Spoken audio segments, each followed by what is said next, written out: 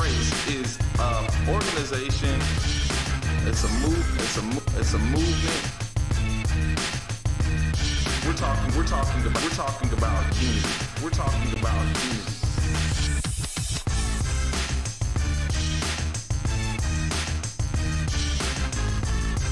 So we're aimed to taking down the system of race by educating, enlightening, informing, and positively debating with those who have counterviews.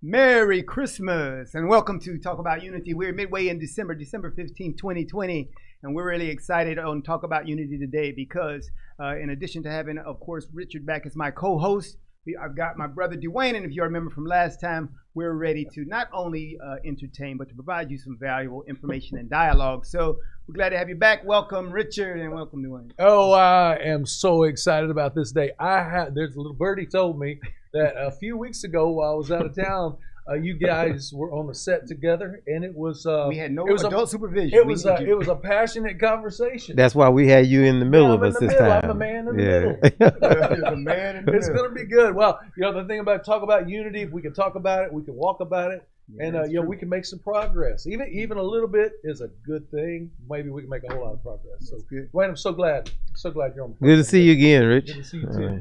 Hey, we got a great show today. We got some of the topics we'll cover, but before we get to all the topics that we're going to cover, though, and this is before we get into the regular type of discussion that my brother and I will have, which will, like I said, really liven you up. But hey, then the show that we had before today here, they had, here on Edge Radio, they had another contentious one.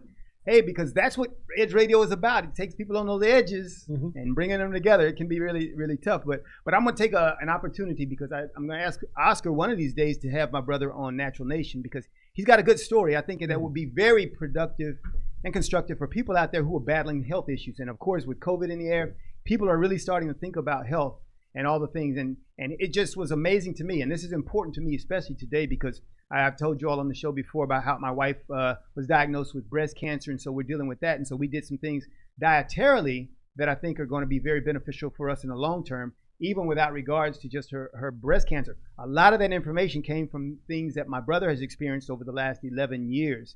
And so he's got a great story there that I think needs to be put out in a more broad format so that people can understand. So give us a little background on that and the stuff that I'm talking about in a few minutes, just so people understand that.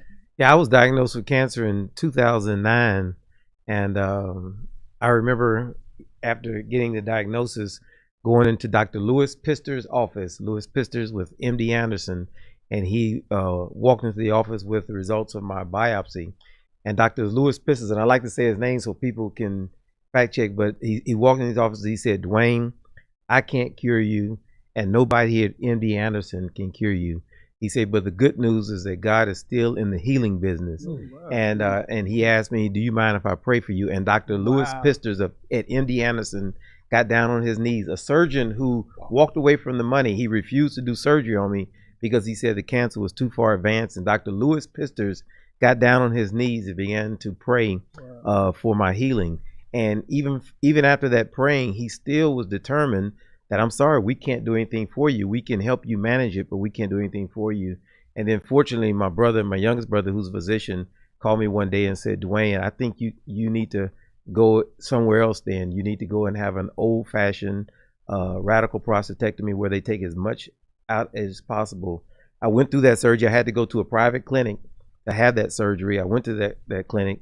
And since then, I've had like an implant, a prosthesis. I've had so many things. I've had 6 surgeries. I had 6 surgeries in 6 years. And then eventually I moved to Missouri, where I took a more holistic approach. And then I completely and radically changed my diet. And I decided to start foregoing some of the chemo treatments that they were giving me to give my body an opportunity to rebound. So by the time I came back in 2015, and I went back to MD Anderson, they were proud of me and they were wanting to claim me as their success. And I've been back with them ever since, but they're good. They are a good hospital, but they don't have all the answers. And some of them are smart enough and wise enough to admit it and turn it over to who it needs to be turned over to. So I feel good, feel as good as I've ever felt. I can still catch better than Carlen. He's a little bit faster than me, but he's had a few more opportunities. But I have the best catch of all time in this family. Do you have that on video? I'm sure we could probably find it. We've had to go. I've got mine on video. We can pull those videos in here. One of the shows. Well, see, yours was more consequential in terms of the thing. Video. You don't want that to happen. You don't want that to happen. They would rescind your scholarship. Do you have my? Do you have your video? I have my video. I'm pretty sure they have it over at Wawa, but you know they liked you better than me because they thought I was a little radical. Here we go already. But that they liked you more. Was absolutely unbelievable. I even got up in awe. Okay. Yeah. Right. So, but anyway. All right. So we're gonna get the show going. All right. And so let me give a little more background. And so you could go with me, Vince, to some of the pictures we got here. And you see that our family. And if you notice, one of the things I noticed in all these pictures that we present here, Dwayne's always to the left of me. Actually he's on the right on this one. But Dwayne, if you look at the picture, he's on the left side and I'm on the right side. So look at the picture. Not much has changed. And as you go. And so you see our other brothers there, our youngest brother in front of Dwayne, and then oldest brother behind me. And once again on this picture, Dwayne's on the left, and of course I'm on the right. And he thinks he had a better catch than I did, but we'll bring the videos in. We'll let Vince roll the videos, and we'll have everybody vote on who had the best catch from high school. And so and once again, Dwayne's on the far left here. I'm on the far right. Far left. I like which that. Is always the I case. like that one. Yeah. Far left. Which is always he's on the far left. Far left. Far right. So, and you see, and we still argue over whose fault it was, who dropped the baton on the come on, dude. All right. I put it there. All I remember is the touch of your hand. We were way out front. Way out front, about to win. First time we ever would have run a 4x1. Unbelievable. And I put it there. Next thing I heard was clink, clink, clink, clink. And it was on the ground. Dude, I know I did it right. But wait a second. Hey, listen. You can't just talk about the failures. That was an amazing team. You guys could get put them down. I mean, y'all. We had some after that. We did have some victorious races that we did well on. Where because I remember the 800-meter relay. Oh my God! That was a big. That's we went and took Brookshire. Yeah. Oh my God! Where we work together, which every time now, since we're older now, when I tell stories of victory, he can transform that into a story of you messed up, even though I did. So we'll go on, And here's another one. Here's this picture is us, one of our later in lives. Amazing. And here's a story for America today. If you, regardless of how you feel about people and regardless of the fights that you've had, disagreements you've had, can the next thing you do be an attempt to come together for something better? And that's kind of our story. My brother and I, and you'll hear it today, we got a lot of disagreements on a lot of things. That's why he's talking so much, because he really don't want to get into the real stuff. But this is cool. Keep going. Here's the deal. It's your show. It's your show. This is instructive, though, because after all of that, the question is, what about the next thing that you're going to do? Mm-hmm. Can you forget all that other stuff? And not necessarily forget it, but can you understand, though, that person, regardless of their viewpoint, has something beneficial to offer you? Mm-hmm. Jordan Peterson, you heard Jordan Peterson said, always assume that the people that that are on the other side have something they can offer you. That's good. And that's very important. All right, so that said, and then the last slide, of course, is our family minus our older brother there. You see mom, dad, and our whole family there. So brothers and sisters. So with that said, all right, let's get to these topics we're going to talk about today. We got Richard sitting here in the middle because he's striped shirt, but it's not black and white like a referee. No, I'm the brawny man. I'm the brawny man today. And he's gonna be the guy who kind of moderates this. But here are our topics. And we might not get through all these, so we'll just start with what we've got here. We're gonna definitely talk about where we are in the country with regard to election. I like to talk to Dwayne about Trump because I know that gets him fired up. So we'll start about that. We'll talk about the pandemic. We'll talk about some issues that are happening with Black Lives Matter and some other things that we want to just talk about. Yep. So let's start talking about what's going on. So Dwayne, what do you think? All right, we got your last show you talked about. I want to start off with reading a piece from somebody who I've followed, and given that I'm talking to two brothers in the ministry, Christian brothers, I want to read something that Beth Moore said. I think she's from around here. Yep. But she wrote the other day. She said, "I do not believe that these are the days for mincing words. I'm 63 and a half years old, and I have never seen anything in these United States of America I found more astonishingly seductive and dangerous to the saints of God than Trumpism. This Christian nationalism is not of God. move back from it. So we can talk about elections, we can talk about a whole lot of things, but if we're going to talk about this stuff from a perspective as Christians, we ought to look to what different and various Christian leaders are saying about this Trumpism. And it's dangerous. The way that he has conducted himself before, during, and after the election is dangerous for those of us who value democracy.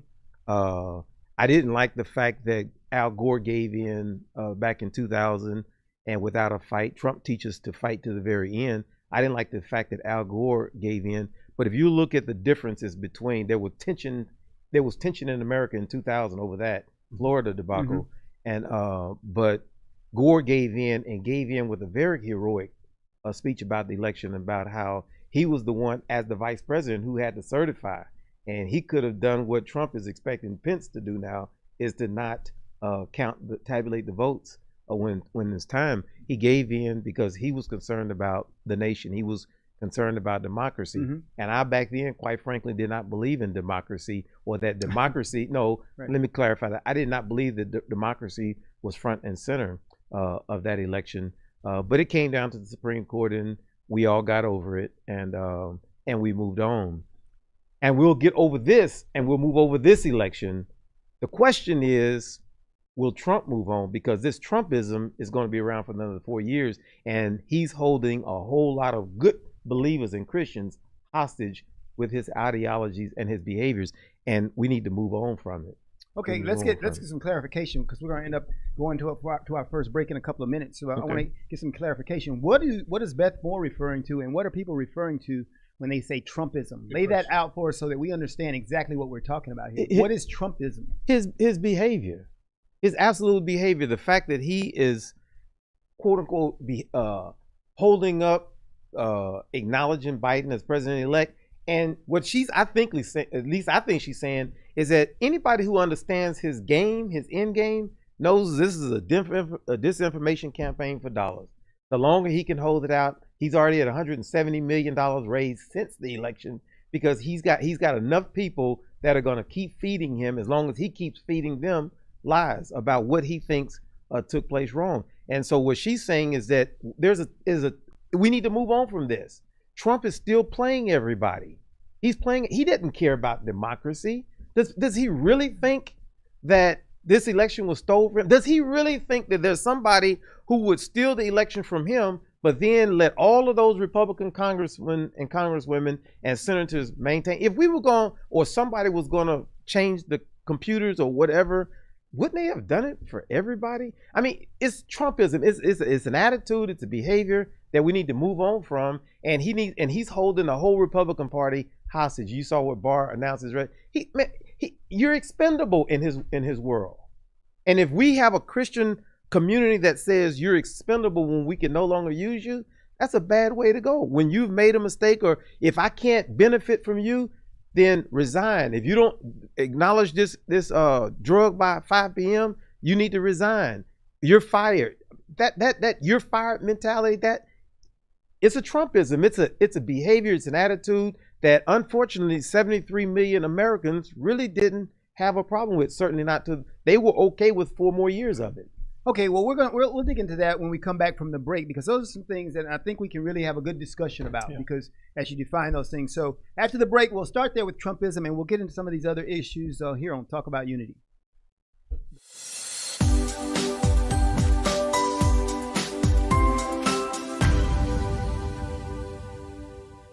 Five, 4, 3, 2, 1, 0, ignition.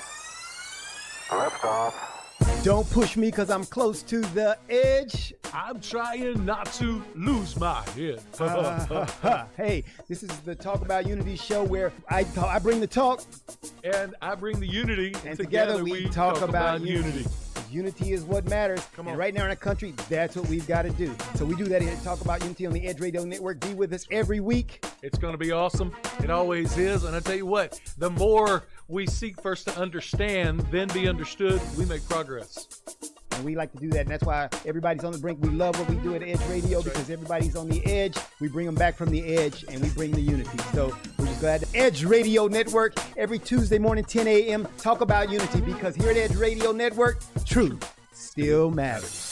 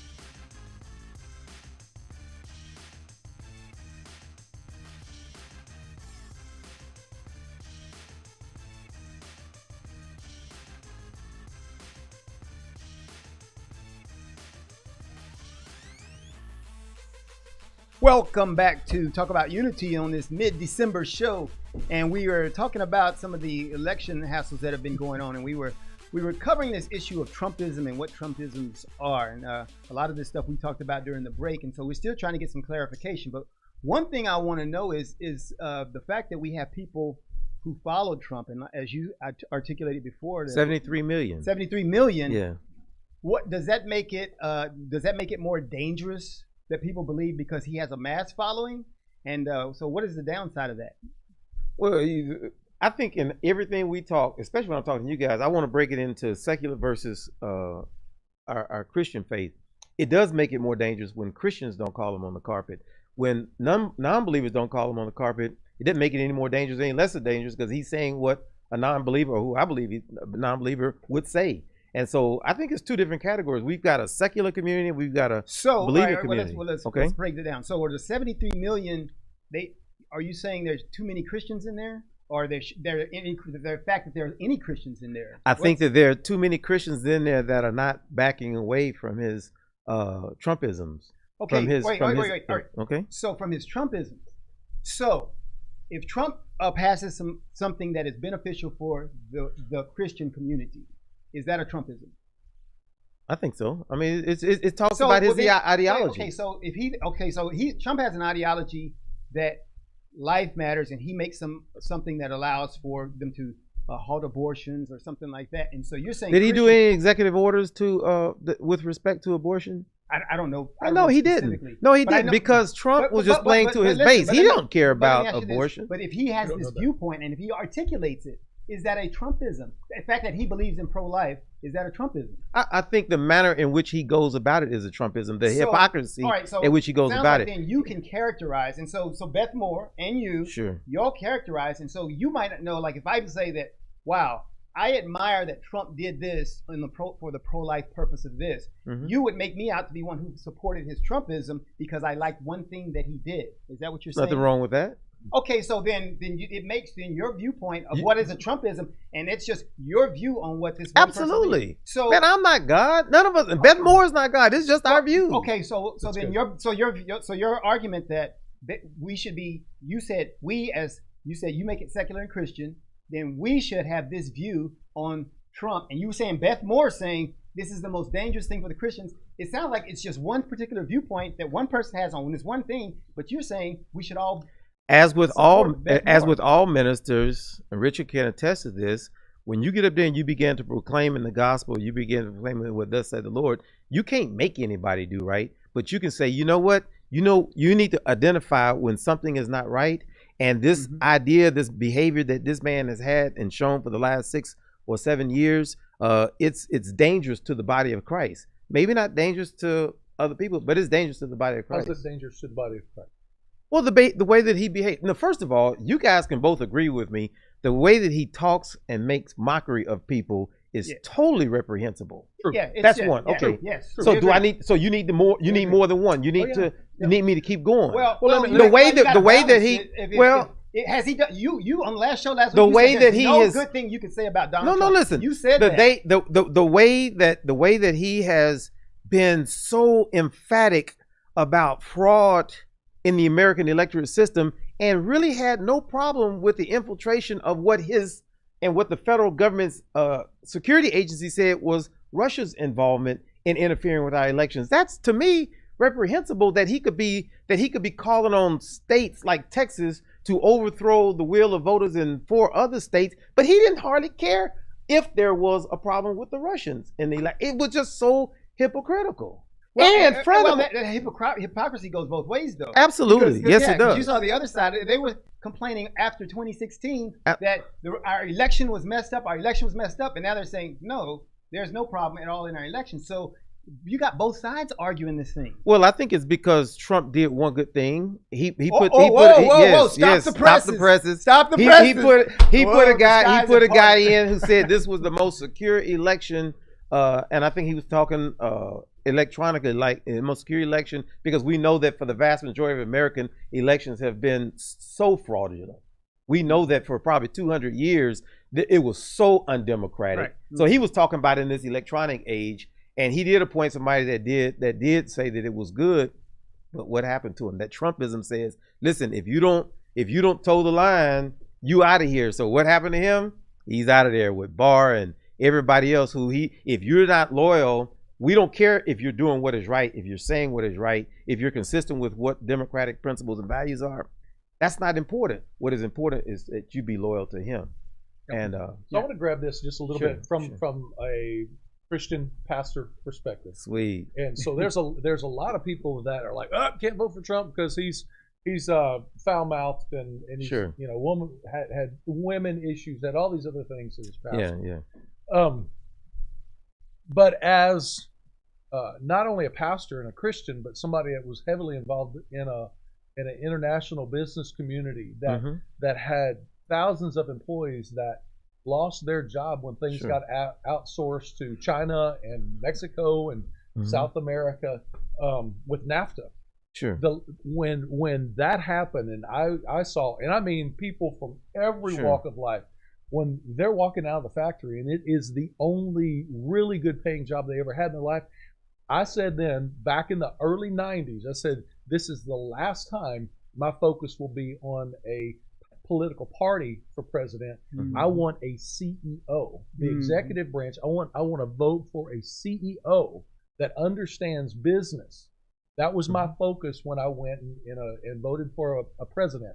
Since that time, and so I just think that although Trump had all these issues, we weren't voting for a pope. We were voting for me. I didn't vote for a pope. There's a pope or a political leader. I mean, a spiritual leader. We can do that in the church. We can do that in the community. I was voting for a businessman. I don't know too many other business people. Now he's, as far as his negotiations and he's rough around the edges. I think some of that, he needed some people in his corner that were, a lot of yes men were in his corner, but he needed some people in his corner that just put their arm around him and said, whoa, wait. You need to talk and have a tone that is in line with what president is. Yeah. See, Richard, that's the problem. What you call rough around the edges, I call ungodliness. The fact of the matter is, for better than 200 years in America, Americans were more concerned about the economic prosperity of the nation. And they weren't looking to presidents that were concerned about slaves. They weren't looking to presidents that were concerned about protecting women against sexism and misogyny. They were looking to presidents who were CEOs, men who could preserve the slave institution, men who could preserve Jim Crow. But that's not true. That's not true. true. Absolutely. For 200 years. That's not true. That's not true. They were looking for a CEO and they picked Abraham Lincoln? No, absolutely not. Abraham Lincoln was a moderate in his party. No. He was elected, Listen. and they weren't looking for a CEO. Abraham. First of all, Abraham Lincoln was a racist. We, of course, we know that. Well, but the point is, Carlin, is that many he was not popular by many. If you make a statement though, you got to support it. All right. So you can call Abraham Lincoln a racist, and you can probably take some statements, and because their statements, and here's where the family stuff comes in. There are statements we could take from our dad and call our dad a racist. There's statements you could take from me and call me a racist. Right. Absolutely. So, and I think that's what we do. When one of the problems we have is, and this is why history is so important, because don't take people where they were at a point in time. You need to take their entire lives and their actions of their entire lives. I agree. And even then, it's very difficult because if you don't identify and articulate both of their alternating positions, we're all, I think, people that we have these things that we evolved through in life, and we've got certain things, and we could have characterized Dwayne. I could take Dwayne at a certain point in his life and characterize him and say Dwayne is just messed up. So that's not right. That's right. So when you start characterizing the presidents over the last 200 years, they weren't all the same. I didn't say they were all. I said for better than 200 years. And what did you say? Make your point. Listen, up until 1965, you had a lot of presidents that supported Jim Crow, segregation, and racism. I said 200 years in the initial conversation. I said 200 years. All of them in the 200 years. You said all of them were this way, and that's not true. You've had good and you've had bad. So which ones did not support slavery and racism and Jim Crow? Well, for sure, Abraham Lincoln. No, Abraham Lincoln did support slavery. Okay. That's the issue. That's the point that I'm trying to get to. Right. George Woolfolk, who lived 100 yards from us. He did not support it enough. He didn't. He loved democracy and America greater than he loved slavery, but he never intended to free the slaves. But that's true of most of us, isn't it? That, we live life on a spectrum. Some things we value more. So now, but none of us should live on. None of us should be above the level of zero when it comes to tolerating slavery, and he was above that zero. Well, none of us should be above the level of zero on hating people because of their skin color. That's right. And we got a lot of people who hate because of skin color. Absolutely. And that is the foundation of America, hating people because of skin color. So how do we move forward? It's the foundation. But it doesn't have to be the foundation of me and you. It doesn't have to be the foundation of me and you. No. And so let's transition then. So, right. So let's talk about it because, and I'm going to transition to a thing because talk about why we do erase race. And I'm doing talk about unity. So erase race has 3 propositions. Sure. And those propositions are number 1. And so I'm going to ask you, and so you get ready for the answer. I'll ask you, which one of these do you disagree with as we talk about this issue of race? So, because erase race has these 3 things. We say, first of all men are made in the image of God. That's number 1. All men are made in the image of God. Number 2, man created the concept of race. Man began to make this thing because your skin color is different, put you in a different group. So man created that.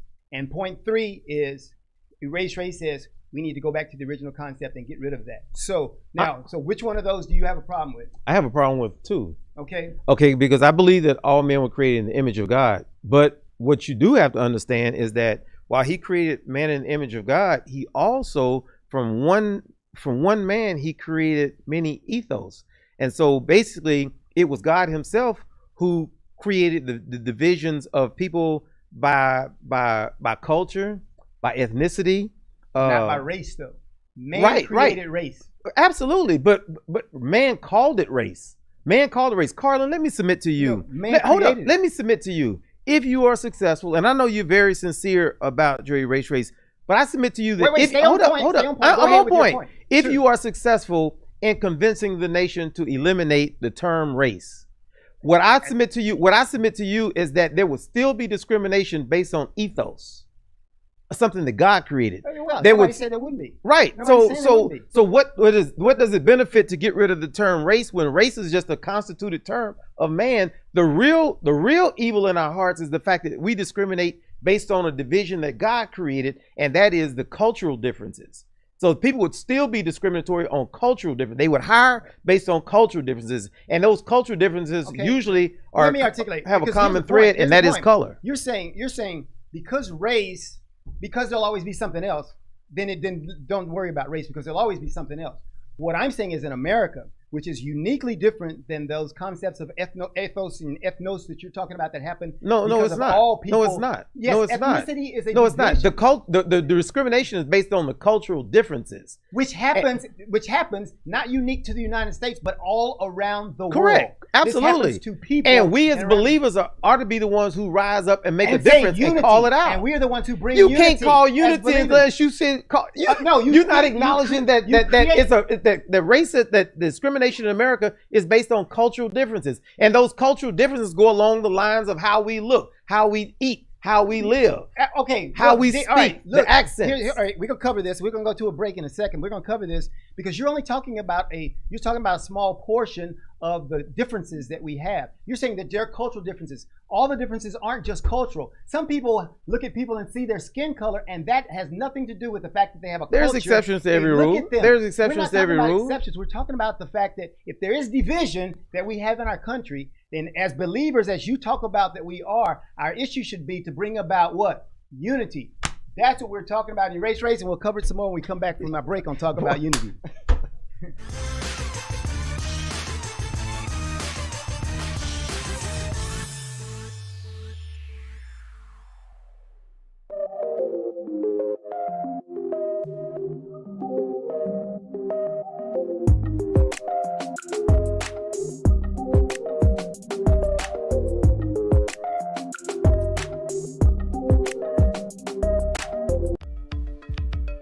Are you a small business owner concerned about the downturn in the economy? Top business leaders like Mattress Mac and Warren Buffett will tell you that now is the time to promote your business more than ever. People need your services. Your business needs an edge. Learn about special advertising packages for small businesses right here on Edge Radio. Find out more, give us a call at 281-744-0446. That's 281-744-0446. Edge, because truth still matters.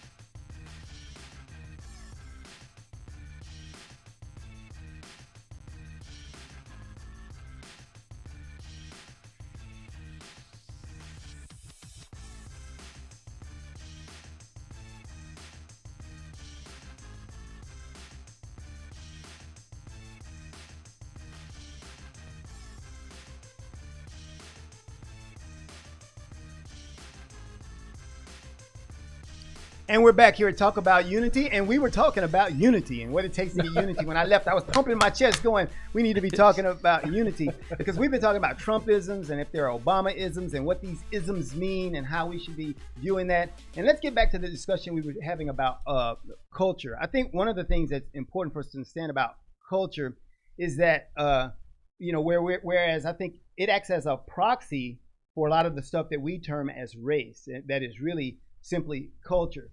But race specifically is this thing that we have, especially unique in America. And we're not talking about the fact of one race. We're talking about this thing called races. And that's why really when we talk about erasing race, we talk about erasing races, because there is only one race, the human race. Sure. And so anything else is something that that we've created and said, we're going to call you black, we're going to call you white, or whatever. And there's no such thing. So that thing is, that is the part that is made up, that's got to be changed. Why, from a Christian viewpoint, why do we change that? Because it divides us. Because it divides us and it keeps us from coming together. Now, a great example I always like to use is our football team, or some of our sports teams.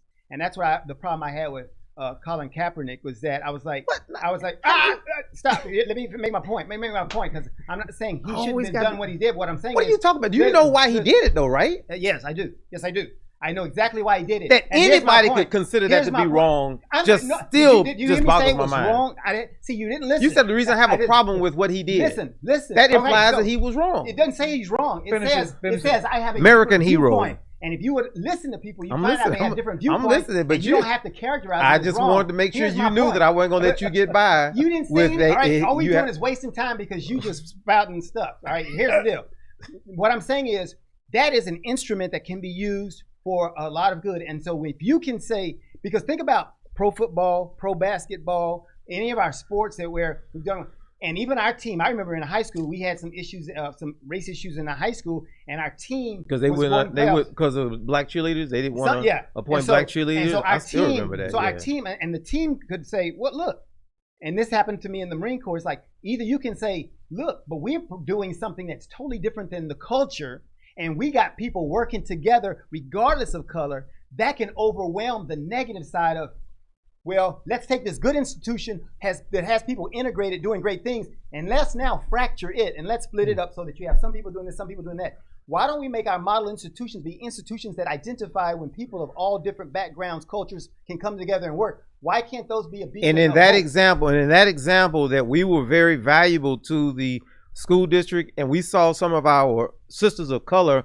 who were not being given an opportunity to be cheerleaders, and we chose to stand up and put ourselves at sacrifice for the benefit of sisters of color who were not being given that same opportunity. And that's why we did that. And so there's at some point, whether you're Jesus on the cross or whatever, there's some points in which you ought to be willing to sacrifice the privilege you have, the securities that you have, and the opportunities that you have to help somebody else that does not get that. Could it also be equally important that we do have trailblazers who go out there and inhabit these institutions and set the standard there? So things can work together. So both things we will make more progress when we come together.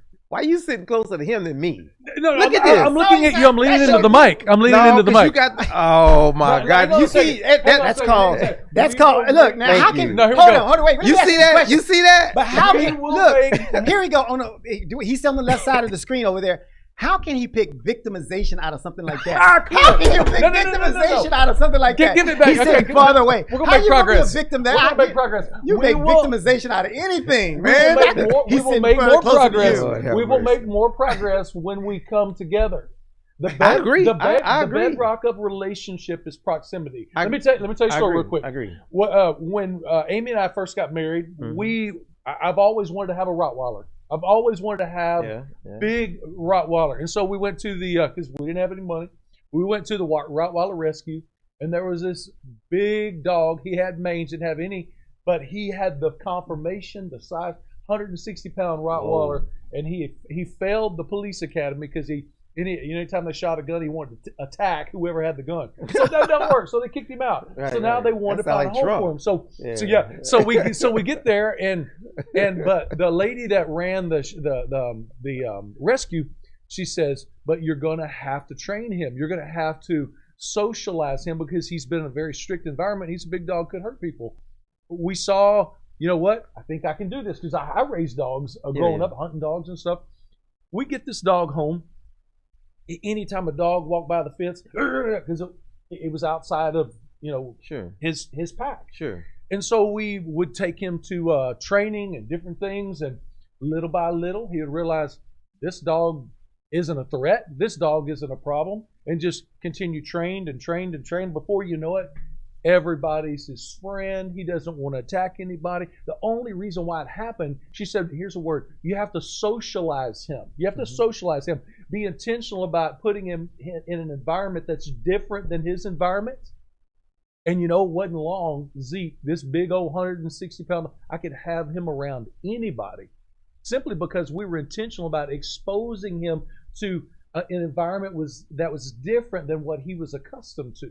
Nothing was no longer a threat. It was a wait and see approach. Not that we're dogs, but there's this part of us that's similar to all of the animal kingdom, is that when we get outside of our protected zone of what we know is right, all of a sudden we begin to realize, value, and appreciate those that are different than us, and realize these social bubbles that we feel like that are exclusive to us, they're not.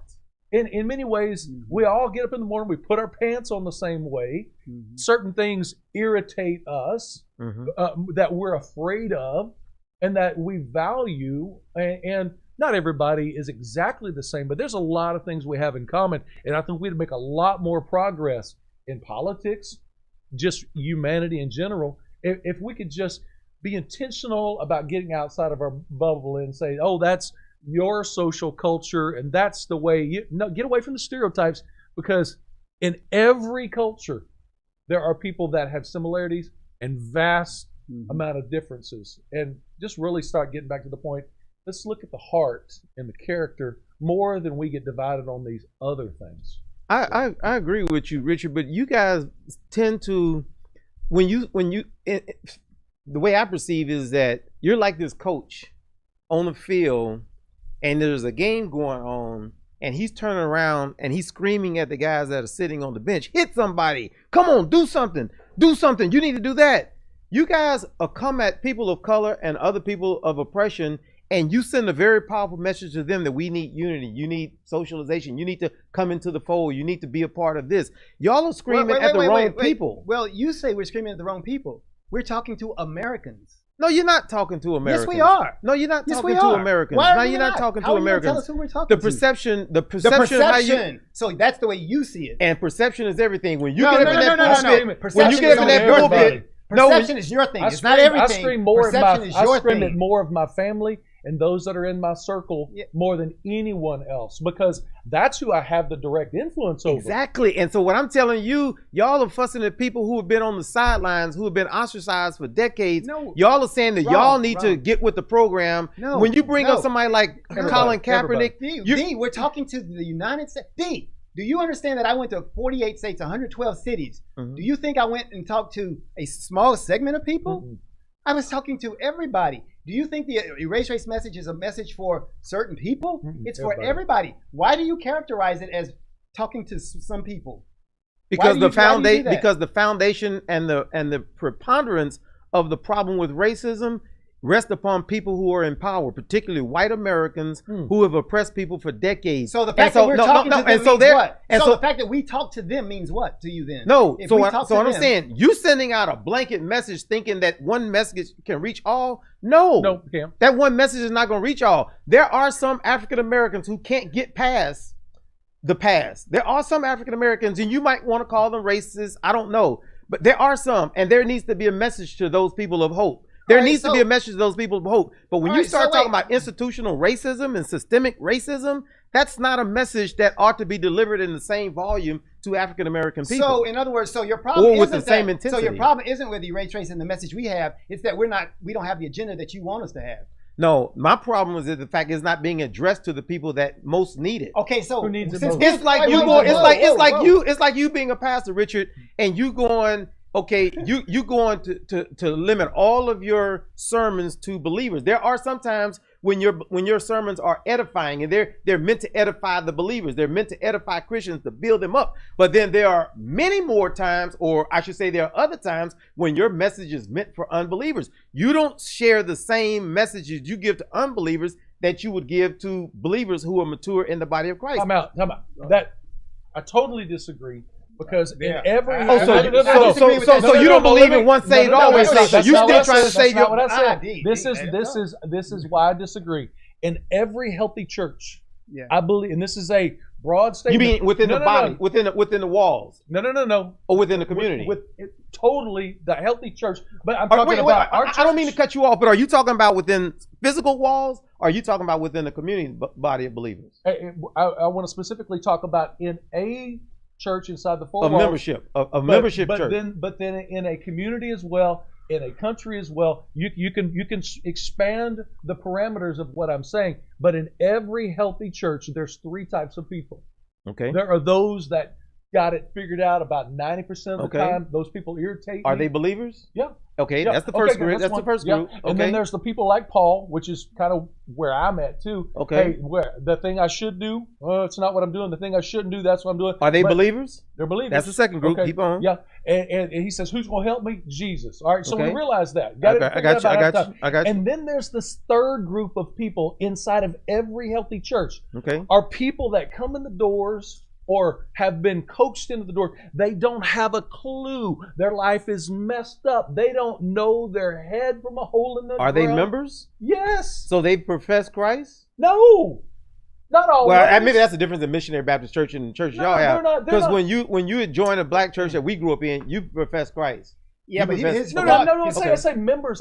We don't have an official membership. Okay. We don't have an official membership. Come on, come on, come all. And when they come in the doors, sometimes they're drunk, sometimes they're high, sometimes they don't dress appropriately. I would submit to you, Pastor, is that if you're preaching the same thing to a bunch of people in power, a bunch of people who are gainfully employed, great credit scores, there would be a difference in the message that you would preach when you go down on Skid Row in Los Angeles. Brother, I preach the message of Jesus. Absolutely, and that message transcends. But even Paul changed up his message based on the church he went to. Time out. Yeah. So what we got here is we got an impasse and we're talking about differences in methods and difference in how it's done. It's crucial. Crucial. But what we would call it would be called pedagogy, and it is the method that you use to instruct. And so what you got to understand, what you got to be very objective about is your one side and your method of doing it might not be the one that he needs to use. I'm sitting here saying that there are different methodologies. But what I'm saying is, what you're saying is, but you sat here and you told Richard you can't, and you prefaced your discussion with saying we're turning back and yelling at those guys' message, which we should be doing to the people on the field. Correct. And then you said you shouldn't be giving the same message to this person, that person. How we create that and how people present that message could be the exact one that they need to give, even if it doesn't fit your method of delivery. And so that's what I'm saying. So I think the key is for us to understand that we need certain objectives met, and we can come together on those objectives. I wasn't talking about method of delivery. I was talking about content of delivery. I was talking about content of delivery. You were telling us who we should be giving certain messages to, and that has to do with method. Right. Who we should be giving certain messages. You can't You're confusing yourself. I was talking about content of message should be different based on who you're talking to. What we're saying or it should certainly vary. The content it should certainly vary. But Dwayne, if you're talking to the American citizens, what you don't realize is that just because you're dark skinned and there's another person who's light skinned, you think that perhaps I can't deliver a message that works for both of them. You're saying you need a different message because you're in a certain situation and they need a different one. I'm saying that there is a message that can be delivered to the American people that works for all Americans. If I'm not taking the vaccine because I'm afraid, and I support absolutely taking the vaccine, but if I'm an American and one of the main reasons I don't want to take the vaccine has to do with the historical discrimination and the hoax that was Tuskegee, then I think that if you're going to send a message out to communities about taking the vaccine, you would send a different content to the African American community than say maybe you would to a white community, Highland Park in Dallas. There may be a different public relations campaign as to why you should do it. That's all I'm saying. You change up the content of your message based on your audience. And that can be very true because you use a specific to cover this general principle we got. But also, isn't there one message though also that could work for both communities? And not saying that particular one, such as in the context of vaccines, such as they could put out this huge identification of this company who did it and why it's very beneficial for everyone to take it that meets the need of everybody. And I'm not saying it's not going to specifically target those people that might need a targeted message, but there's always that one message that there should be one general message, but it's certainly given the racial disparities of the people who will take it right now, given the disparities, they're obviously, and given the fact that the only 42% of African Americans plan on taking it, that is incumbent upon the government to do a direct message to African Americans. 80 years later, it's still impacting us. The point is that message, that one message, does not have to negate the other message that works. Absolutely. So I'm saying, you wouldn't give the same. You wouldn't direct the same message to African Americans about the vaccine that you would give to say Highland Park or River Oaks. There could be one though that could work for both of them. I don't think so. Not effectively. Yeah, it will work if it helps one person. Ooh, if we just save one life, we made a difference. No, I ain't talking about saving just one life and we make a difference. No, I'm talking about being effective. You're exaggerating because you don't want to make the point. You don't want to allude to the point that there can be different delivery methods at different times. And there can be absolutely different delivery methods. You can go social media, you can go print media, you can go church. There has to be different content messages. Okay, you're saying that we can be just as effective in convincing people if there's one message of content. Well, look, what I'm saying is, when you're talking, when you got a message, Dr. King had a message. Conservatives always run Dr. King. But what I'm saying is, Are you ready to talk about when Dr. King said that America is the greatest purveyor of violence that the world has ever known? Stop. I'm going to ask you a question. Always run the King. I'm making the argument. America is the greatest purveyor of violence that the world has ever seen. I just want to make sure you don't run to his conservative points. Do you want to listen? Are you Go ahead. Are you going to listen? Go ahead. Always go to Dr. King. Dr. King because Dr. King had a message that everybody universally accepted. That America was the greatest purveyor of violence that the world has ever seen. He had this message, and I want to see if you agree to it, because maybe you hate this message. He wanted people to be judged based on their character, and you disagree with that message. Is that a message that works for everybody, or does that only work for certain people? It is a message that works for everybody. It's a message. Whoa. This seems to contradict what you were saying earlier, that message needs to be more targeted only for this certain segment of people. Carlen, you are not listening to me. Everybody. There are some messages that can everybody receive, but if you're going to be effective, you don't preach to everybody the same message. But there are some. In other words, John 3:16 as believers, John 3:16 can be effective for everybody. Yeah. But you don't preach John 3:16 every single. You might say it every Sunday, but it could be effective for everybody. But that does not mean that you should not have a more specific message to somebody who's on Skid Row, on death row, or somewhere else. So here it is. So if you're not effective in your message, then you change your method. Your method. Mm-hmm. So we have not been effective in our message. What we need to do, because only 42% of blacks are taking it, coming into proximity with each other, and ask the questions. What don't you get about this? There's nothing wrong with asking the questions, because that's when enlightenment and information and change comes. So we have to be able to realize there's not one fix all. But when you'll never have the conversation if you aren't serious about moving into relationship and in proximity. Sure. So there's a lot of progress to be made. Thank God we're making progress, but we got a long way to go. There's a lot of people, first glance, oh my God, you're here to rob me. Oh, you're here to take from me. Oh, you're here to change me.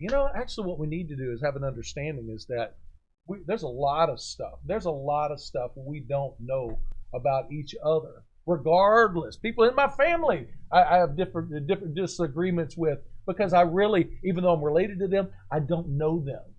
But when we sit down and we start to, you said thank God we made a lot of progress. Did you mean thank God we have a lot of progress to be made? We'll cover that after the break. Hey, we're gonna go to break because we're gonna talk about relationship, because I think relationship is huge here. And I think that's one of the things gets left out. And I think it's left out because we've been so indoctrinated in this country with the concept of race. Yep. So we don't venture into relationship. And we're going to talk about that when we come back from our break. Talk about unity. Good.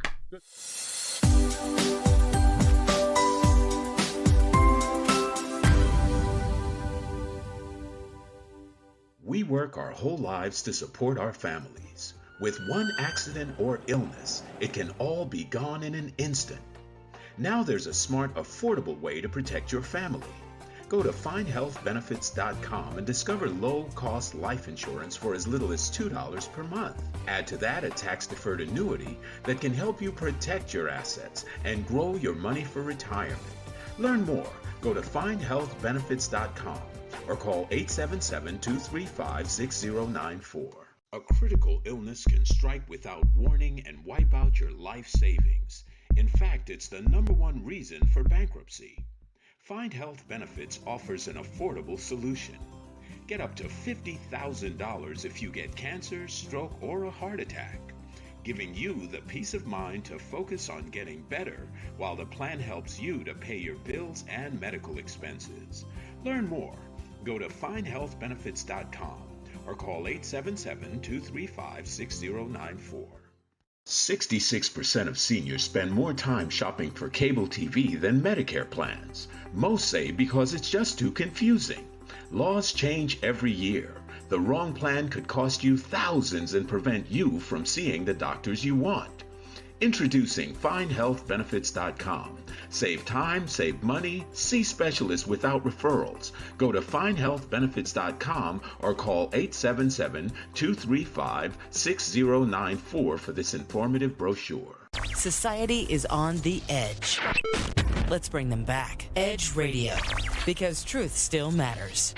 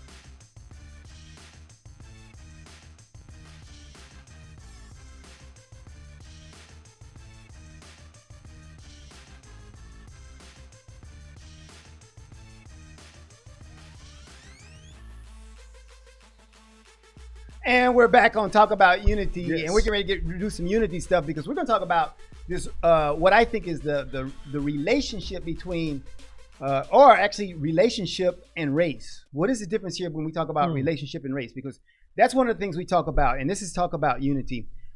The premise that I have is that the barrier and the segregation that race creates comes down when we build relationship. And so relationship then calls for all of us, each of us, to step out of the defined boundaries that have been established, which our society did, called race, and step into relationship. And so that means I then begin engaging other people on the basis of heart-soul relationship than I do on their external or physical features. All right. So what's your problem with that? Man, all I know is that when you start talking about racism, I want to go back because I still want to deal with the time we had with the vaccine. Is that going to answer my question? Because I'm not talking about nobody. You didn't hear me mention racism because I don't use that word. That's a race paradigm. Listen. Paradigm term, and I'm trying to get out of that. We have a problem that was brought on by, for instance, the Tuskegee experiment. Okay, that was a problem back in the 40s. Are you going to address? Well, let me say this. Let me say this. We had a problem in Tuskegee that was based on race. Hold up. We had a problem in Tuskegee that was based on race. And they didn't just pick Asians and Latinos and whites for the study. They picked people of a common culture that had similar language, similar lifestyles, and certainly similar colors. And 80 years later, because America is not willing to deal with its sin of Tuskegee, you have less than half. Whoa. When you say America's not willing to deal with, that's right. So the flag that they want Colin Kaepernick to bow to, the flag that they want him to honor, the same flag in 2016 that they want Colin Kaepernick. See, they want him to. Who is this? Who are the people you're talking about? You make these generalizations. When I say America, I'm talking about government. I'm talking about government, American government. So I mean, what are you expecting American government to do? Because if you got Richard saying, "Hey, I'm going to have this thing where we're bringing all people together for this thing," you don't count him as part of America. I think it's incumbent upon America to realize that the sins that you created 100 years ago are still causing death and destruction today. And until you break that cycle, who is going to do it? The government. So all right. So what are they going to do? Tell me what these people you're talking about. The government needs to do what in this way? Then first of all, they need to continue to acknowledge the sins that still have an effect on people today. And what would that mean for them to acknowledge the sins? Raise their hand I talked to George Brown yesterday. Dr. Brown in Purview, and he talked about how the American Medical Association, which is an association of some 40,000 African American doctors, and he talked about how they're supporting the vaccine. And then he went in, and I don't know if you remember Keith Crawford, who's a PhD Harvard guy that was a brother at Purview when we were in high school, and how he's supporting the vaccine.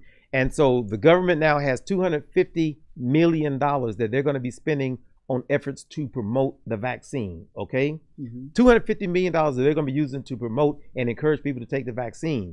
And I would submit to you that when you see the Pew Research study that came out yesterday that said 83% of Asians are going to take it, 72% of whites are going to take it, 63% of Hispanics are going to take it, and only 42% of African Americans are going to take it, I would submit to you that there is a responsibility based on a historical discrimination, a historical hoax, that the American government has they need to spend a disproportionate amount of money to educate people such as African Americans who may end up being the last in line.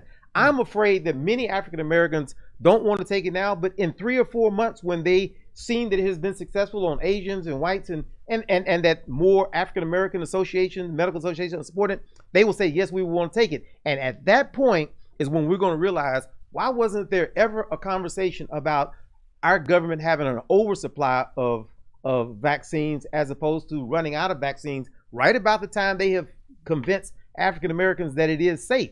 It is. I don't fault any African American for being apprehensive to take it. The point that I'm trying to make, Carlen, is that we want to just start here and go forward, and it is important to move forward in our lives. But when you still see the damaging effects of past historical racism that were sanctioned by the government, I'm not talking about the Klan And I'm talking about things that were done that was sanctioned by the government that have the ability to rear its ugly head and lead to thousands of sicknesses and thousands of deaths because of a distrust of a government, then you can understand why Colin Kaepernick takes the knee. There's a tremendous distrust of the government because of actions that the government took, not the Klansmen, not the Proud Boys. Okay, are you going to answer that question that I asked when I started this? I mean, because you're covering a lot of stuff, and you're covering. I think that answers the question. Okay, I talked about relationship. My question to you, maybe you forgot the question, was that I was saying that relationship between people when they are no longer looking at relationships because of their physical characteristics is the way for us to then become to view all Americans as the tool for change.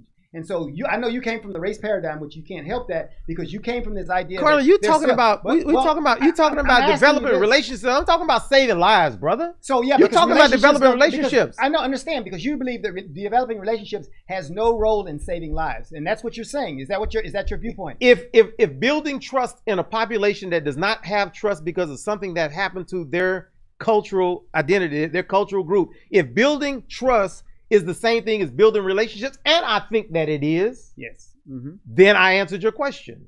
We need to build relationships. It's important that we build a relationship, and that relationship ought to be trust. And that is what is most important in this time in our country. But here's the point, and I understand because you got to operate out of the racial paradigm because that's how you understand right now. But here's the point, though. That's what America is built on. I know, and is this a racial is paradigm. the problem. And black folk didn't build it. And black people didn't build it. I agree. Okay, we say the same thing. We agree with that. All right. And so this is how we got here. Because the racial paradigm got us here. Right. We're going to characterize people and we're going to group people and we're going to discriminate people based on their skin color. That's how we got here. That's right. Vestiges of that still remain just as you articulated.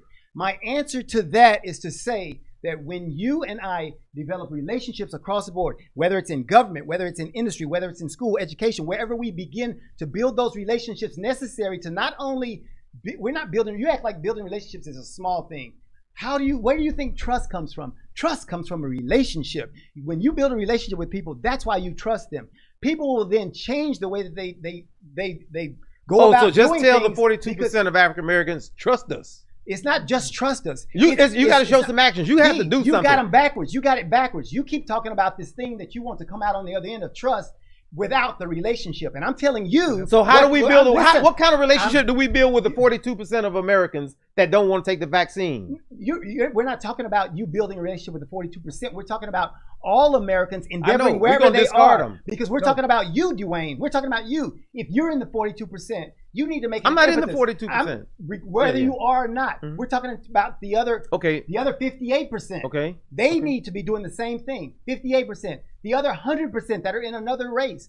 Everyone needs to make it their responsibility to develop relationships with people outside of their cultural demographic, because when we begin to then we look up a year from now and find out of $250 million, 190 million was spent in predominantly white mediums of advertising and predominantly white businesses and in predominantly white communities. And then we say, ooh, what an immoral choice and decision that was made, because that's how America operates. And that's the way it has operated, and it can only change when we get people in relationships who come together as a team. If Richard was just in office by himself and people that looked like him, and he never met a Carlen who came and said, I agree, do things differently, then we can change the output.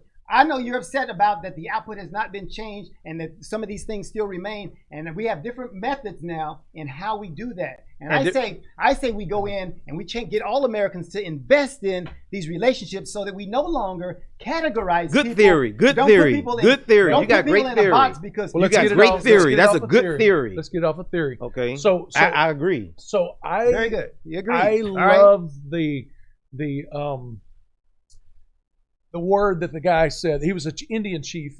I wish I knew what his name was. I saw this about a month ago. American Indian, Native American. Whoa. Yeah, he said we ain't gonna go there though. No. Okay. Hey, my granny was full-blooded Choctaw. Granddad was half Cherokee. Right. So that whole leg of my family is a mess. It is.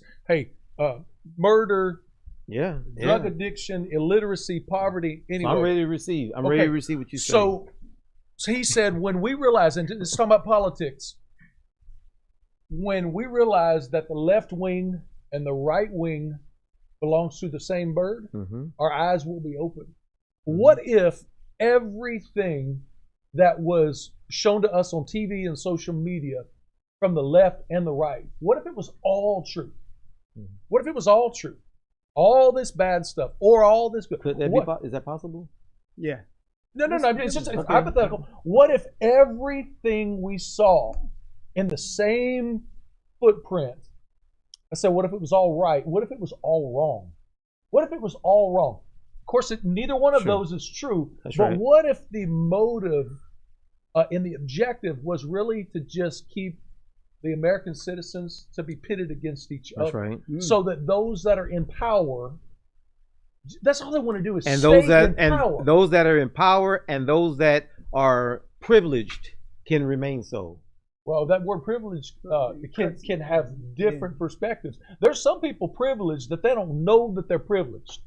You know, this whole, I agree. let me just say, I agree. let me give just one that's real silly, the whole affirmative action thing.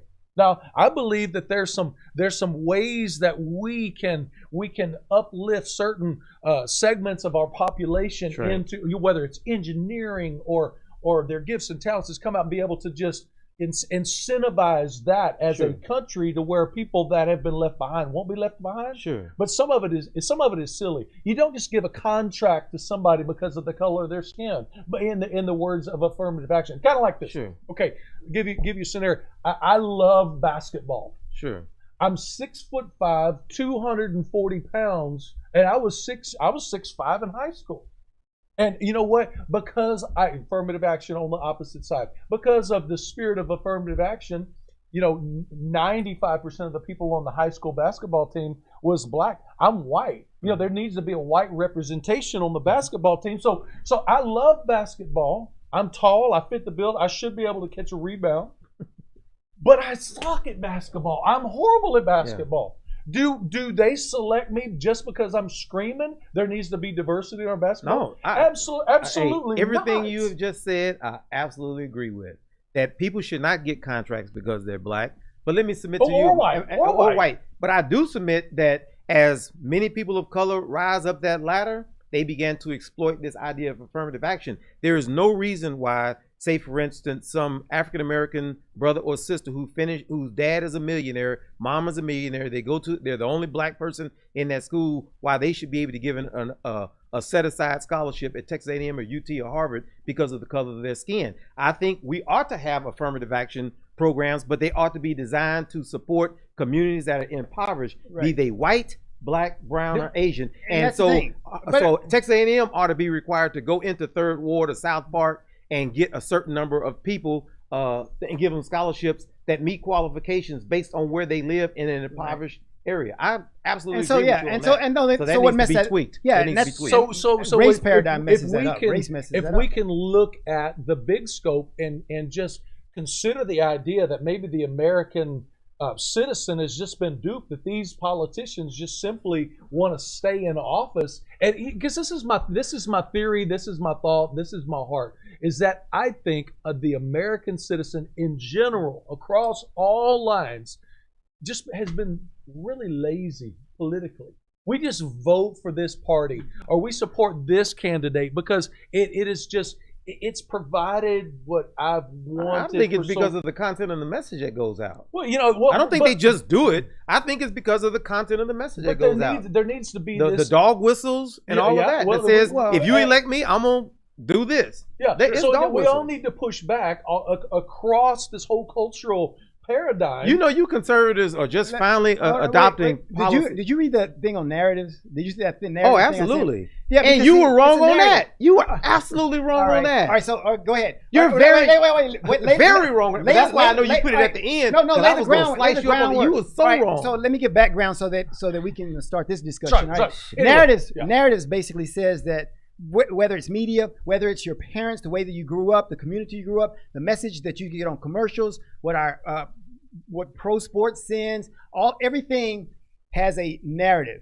It has the function of creating a certain mindset within you. And that ultimately becomes your worldview. And so all of us, each of us grows up taking in all these things in our lives, and it becomes our worldview. And so some narratives we reject, some narratives we accept. And so that piece that I wrote was basically to say that there are these narratives, and some And of give them, the and example. gave And give the a example. great example was the bias versus the developmental narrative. And I use those two in particular because people usually fall on one side or the other. One side of that narrative says that there's this bias, and people or the bias narrative says you're going to be against me because of something that it could be my physical features, it could be the community I grew up in, my cultural status, some of those things. And there's this bias narrative. So I always will feel I am a victim. And so people with the bias narrative will always feel victimized because of their status. The developmental narrative says that there's this social capital. It says that, and some people have this narrative, and they believe that if I develop myself enough, then I can be whatever I want to be. And so some people grow up with that mindset, and you hear people marketing to that saying, you just go get them, nobody can stop you, and they tell you there's a developmental narrative. And some people accept that, and some people succeed, and they tell these great stories of how they got there. I just said I could do it or whatever. And so you get these two things, and the bias and the developmental. And I said, and my point in the narrative is, we don't know in any individual how much of that each individual has consumed. Somebody might have 75% of this, 25% of that, 50-50 of this, whatever. And so they feel like in some cases, I'm a victim, but I still have a sense of agency and I can do it. And so my whole premise to that thing was that think about the narrative, because when you hear a message from some of these commercials or shows, and especially news, CNN, Fox, or whatever, there's a narrative they're pushing, and they want you to get a certain mindset. And that mindset is left up to you, the individual American. So that's narrative. For almost 250 years, the American government, through school districts and other things, have pushed these narratives that were meant to shape our thinking. Sure. By what Agreed. they taught in school. Yes. And still that, today, and, to a and large right, extent. and that needs to be addressed. The fact that Sure. the Alamo was about freedom. How do we address that? That's what I'm saying. How Because do we address that? we have to address school boards and say, take that Alamo stuff out. Okay. Stop naming streets and schools after people who own other humans. So Stop it. So here's my point to that. Trumpism says here's the point. keep these people's names See, on a here's military basis. Here's my point. Here's my point, because, and that's good, because we will agree on those. Those Sure. things have to be changed that were messed up like that. Right, My right. view is saying because of our sense of agency, Sure. because of because of the social capital that we have, the ability that we have, and when I say we, I mean all people. Because I would say, Richard, here's what we need to do. Let's get in here and let's change that system that's messed up in education, where they're teaching these wrong things. Let's get in there and let's make these changes so our students are learning differently. Mm-hmm. And I think what I'm saying is, and that's why we're doing this erase race thing, because in the relationships we develop, we go in and we stop demanding people to make change. We go in together and we make change. Yep. And I understand you, because you're an activist, and yours is to go and demand. And I'm not saying that that's not of value, because I think you all call these it things demand, together, I call it convict and educate. Let's not even argue over that. I'm saying your method may be just as good as ours, and so I might have to be a different temperament. We grew up in the same house. I got a different method. But we can agree that the general agree. American narrative of teaching our kids about justice and the ownership and the exploitation of human labor is absolutely wrong, and that needs to be corrected entirely. It's so correct. All right. And being a high school teacher, which I was for 12 years, I can tell you, and when I went and looked at that system, I said, and I being a product of public education, I go, because we got the racial narrative thing that is messed up because of what they taught, but we've also got the general education narrative that is messed up because of what they didn't teach. And so we got a whole lot of things to address. And I'm saying, and just like you were saying, even if we fix race, there would still be these other things. Even if we fix that one aspect of education, there's a whole lot more. So we got a lot to do. And my solution is that we got to develop these relationships, which should be of primary importance, so that we can come together and create solutions together, and we'll fix these problems a whole lot faster than us trying to. But you know where we typically fall apart? When somebody wants to say stop recognizing these Confederate heroes today. I ain't talking about 100 years ago. Stop acknowledging their morality. Stop acknowledging that they were heroes. Stop acknowledging people who tried to overthrow the U.S. government as heroes and naming military. When you start saying that, that's when many of us who ought to be coming together, we get silent. We say, well, I'm not going to fight Trump on that. I'm not going to say he was absolutely wrong on that when he says he didn't want. When we say take down these Confederate monuments, those of us who ought to be coming together to say we're not going to promote this stuff today. Well, so that's the demand side.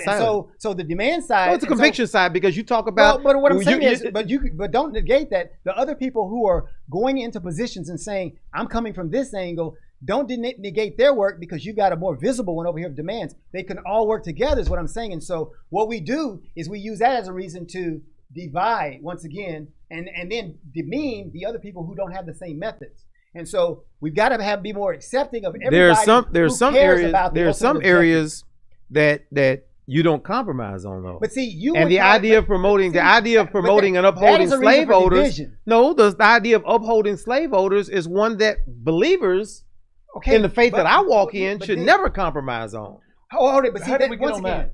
Because he took it there. Because that's what I'm saying. The race paradigm, you're gonna take it there. Because whenever we start talking America is a race paradigm. That's the foundation of it.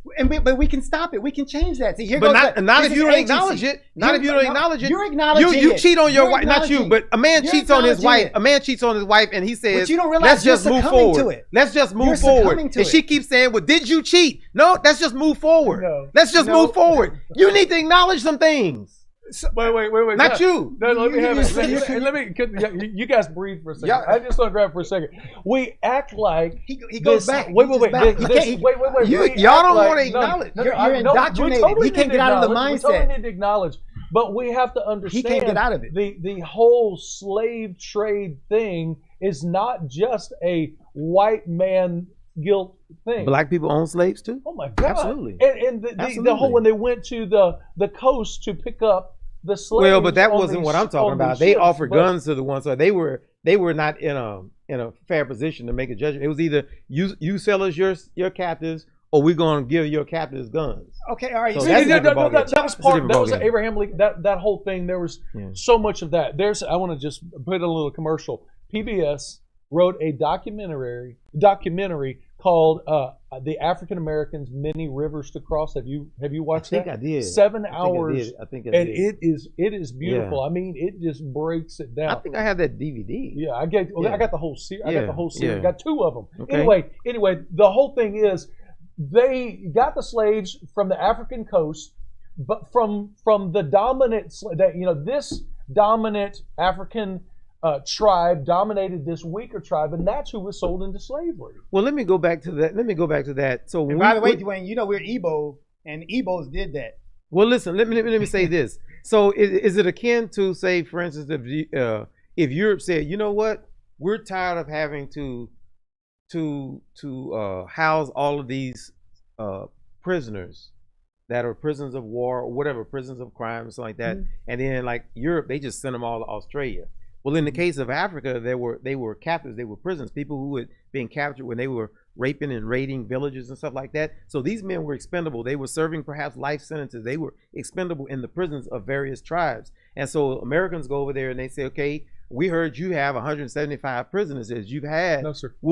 That's a false narrative. It's a total false narrative. Go look at the history. Here's what happened. These dominant tribes made a fortune. Absolutely. Off of these. You're right, these because slaves. Americans paid them. They paid them in goods. They paid them in guns. There's they paid equal to blame. So how am I wrong? There's the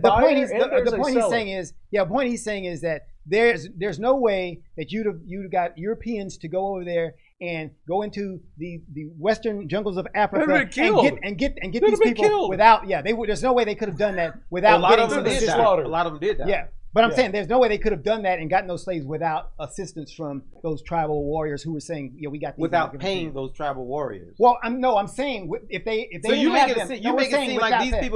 it seem like these tribal warriors who sold these slaves sold it only because the only motivation was to make money. The only motivation was to make money. Their motivation was, we'll sell you the slaves because we don't want you giving the weapons and the money to the people who are going to sell us. So that's a false dichotomy that you guys are trying to say that there was a willing participation of black people. We don't even know what the motive. We don't even know what the reason was. All we know is the result was this is what happened. Sure. And so to assess blame just to one segment of the population versus the other, everybody owned that nonsense. I want to get back to real quick on the whole statues. Are you all equivocating Africans in the same manner in which you're equivocating the Spaniards and the Englishmen and the British who came and captured them? No. Oh, okay. I thought y'all were trying to say that Africans were just as much to blame. No, but they are. They are also not. They're somewhat complicit. They were somewhat complicit. That's all I'm saying. Okay. That's all I'm saying. So I want to get back to the monument thing. But you can't just say they were complicit without explaining their options. I think that's very important. Otherwise, you're looking at people. You think they were just as economically. I believe that there were some tribes. You go dig into some. Well, of there them. were some blacks that owned slaves. The Goyans in Nacogdoches owned slaves in Texas. I'm not even talking about that. So there exceptions. There were some that was their number one motive was we are getting fat rich off of selling our neighboring tribes that we've dominated. I mean, there was no, we're going to put them in prison. No, they weren't even at war, and they went and... We're getting fat rich, and we know what the alternative is to us not getting fat rich, and that is our own demise. No, I believe that's true, too. Okay, so the whole statue thing. I just want to touch the statue thing for just a second. I'm not pro-statue. I'm not anti-statue. You must be. You should be. You should be anti-statue of people who own other people. Wayne. Let me explain why. Like telling people what they should because the statue is a fixed moment in time memory of what that culture was at that time. So when we look at the statue, we can. Some people are going to go, "Oh man, that guy was the best thing since sliced bread." Oh, we need to just celebrate him and honor him. Can you imagine? Can you imagine? No, let me finish. But also, there are statues that are being torn down. Like there's the port on the East Coast, which was the original port where they were selling, auctioning, and killing slaves. And the people that created, they thought, man, this is a great enterprise, and everybody, and so they created this monument. I'm like, if you try hard enough, you can erase history. You can wipe it out. And people, just like in Nazi Germany, do you remember this? When Germany was finally defeated, the generals of the American armies said, we have to take all of these German citizens and march them through these concentration camps, because someday they're going to say, if we don't, they're going to say, this never happened. It's a myth. Mm-hmm. What these monuments do for me personally it is a permanent reminder that says there's actually people that think that was okay to be that way. So in other words, Richard, you probably would not understand the ghettos of Poland taking down a major statue of Hitler. You probably say, well, y'all should leave Hitler there as a reminder. Well, him on his big mighty white horse. In context of I don't even know what statue you're referring to, but I don't think every statue. I'm saying any statue.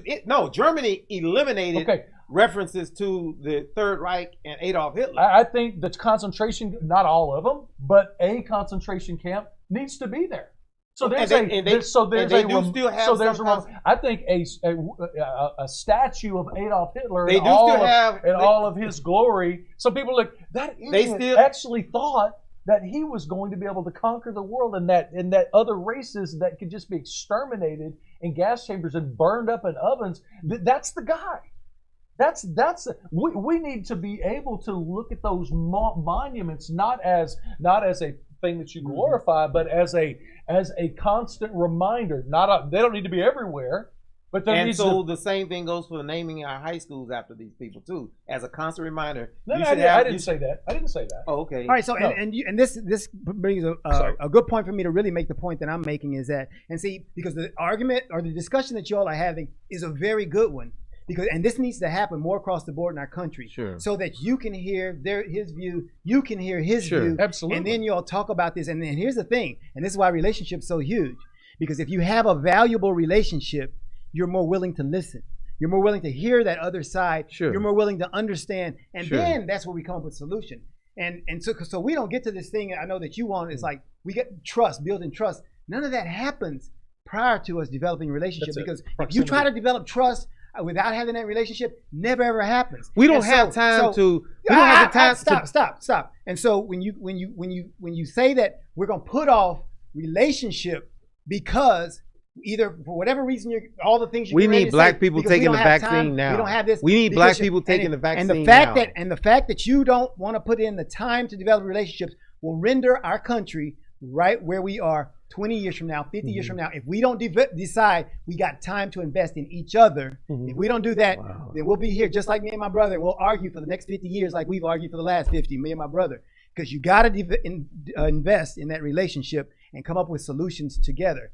And so, is this going to be our last shot? All right. So we're going to give some closing comments here before we go out in 3 minutes. So make your last statement. Everybody get a chance. But I'm finished with mine. I believe relationships it, and I think I value everybody. I value your input, and I believe we need relationships to make things happen. All right. I'll go first. I think that with respect to the vaccine, I think that we need to build trust. And if you say relationships go before trust, then what do we do? The question needs to be asked of the elected officials, and we're trying to meet with Linda Hidalgo and some people right now. But the question has to be, how do we build a relationship in time to make sure that we don't have a third wave in Third Ward? How do we build a relationship in time to make sure that South Park and Oak Cliff and South Dallas is not devastated about the time that we all of a sudden decide, you know what, we need to do something because this thing is impacting African Americans who, for whatever reason, were distrusting, or for the particular reason that they were distrusting. I see a calamity on the horizon in the African American community if those numbers say the same. I see a calamity, and it was all based on a lie, which was a hoax. And we have come to the intersection of Donald Trump and his Trumpism about COVID-19 being a hoax and it being an election year a hoax. We've come to the intersection of Trump lying and the U.S. government lying about Tuskegee. And now, as a result, you see 42%, only 42% of African Americans are wanting to take this vaccine, which I believe is going to be very safe. And for America and believers especially not to be screaming loud right now, let's avert this tragedy. Let's avert this tragedy. Let's avert this tragedy, because we as a nation are largely responsible for the distrust that so many people of color have. We need to make a difference. And right now we've got a lot of problems facing our country, but COVID-19 and the rollout of this vaccine and the taking of it is the most serious one facing us right now. Richard. I think that the Pew research you were referring to, is skewed.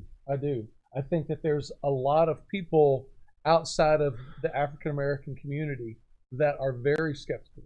They are afraid. Of course, I said 63. Only 63. No, they're afraid. They're afraid of it. You know, Right. I have a lot of friends, and many even in our congregation and in our greater Northwest Houston community that have children that suffer from severe autism, Sure. and they attributed that directly to vaccines. I believe it. And so there's a big pushback, and there does need to be a communication campaign and sometimes change our approach with that.